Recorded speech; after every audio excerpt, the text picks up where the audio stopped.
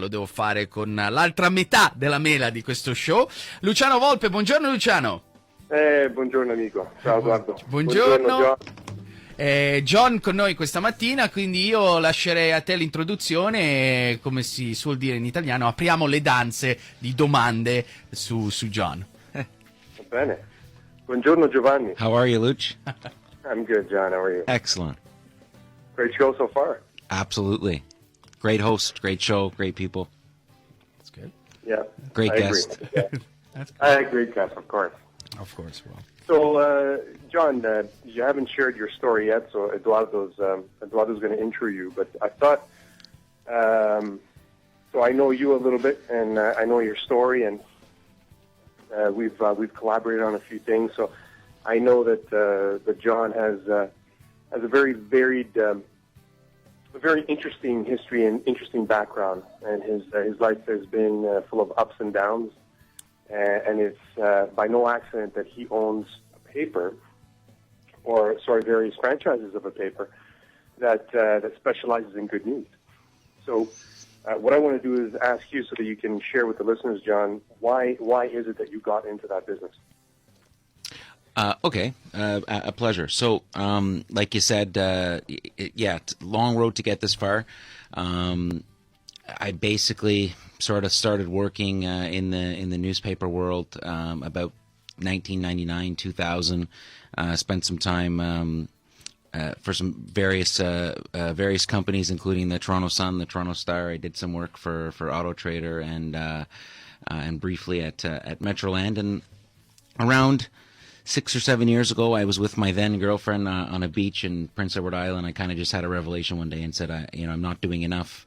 I need to do more, not just for myself, obviously, but for the people, I guess, if you will. And started doing some research. And a friend of mine had started the whole Snap thing a couple years prior. We talked, and I basically went in and said, I need to get sort of reconnected with my community. If we can make this happen in Woodbridge, I'm your man. We made it happen. That was March of 2008, so it's actually 5 years this month. And sort of one turned into five, and 5 years later, we look after the local, hyper-local, if you will, good news in 5 communities, and it's a great opportunity to really give back and showcase at that hyper-grassroots level a lot of the stuff that you don't see on the TV or read about in the internet. So it's a lot of fun. Where do you see your growth? Where do you see yourself, or do you see yourself with the paper? And you don't have to answer if you don't want to in the next 3 to 5 years. I think it's a great question. A lot of people, they say, you're in the newspaper business, and what's wrong with you? Based on sort of today's what happens today and how we connect. Eduardo and I have been on Twitter here all morning, and just how small the world is, but. The whole hyper-local model is actually booming. You got guys like Warren Buffett investing into newspapers. So I kind of figure if Warren Buffett is doing it, we must be onto something. He seems to be a pretty smart guy.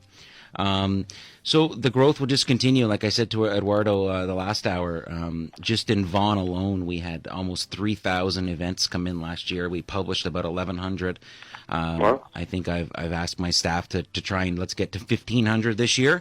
You can't say yes to everybody, but ideally, that would be a great goal, just to continue to showcase the community and highlight all the good things that is on any given day, Thornhill or Woodbridge or Brampton, and recently into Caledon, Bolton.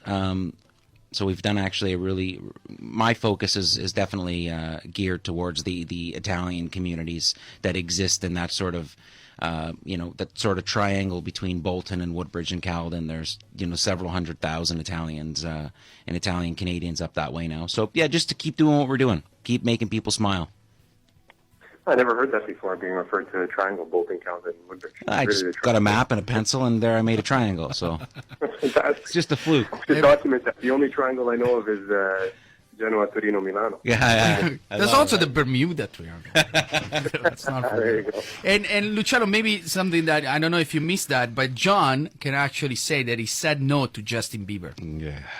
I'm never going to live John that has one every down. right to say no to Justin Bieber. Who's Justin Bieber? Yeah, that's kind of what I said. Who's Justin Bieber? And I keep hearing about it now.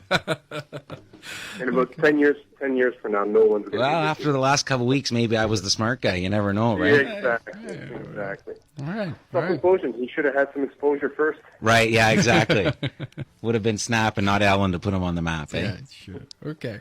Listen, John, thank you for coming on the show. Hey, thanks for having me, guys. It's been an absolute pleasure. I hope we get to do it again sometime. Oh, no, you're not done yet. Yeah, exactly. Non pensare che sia finita. Okay. No. Ok. All right. Luciano, come sempre, grazie Va bene, grazie a te, Edoardo. e buona giornata. Buona giornata. Ciao, Giovanni. See you later, Luch.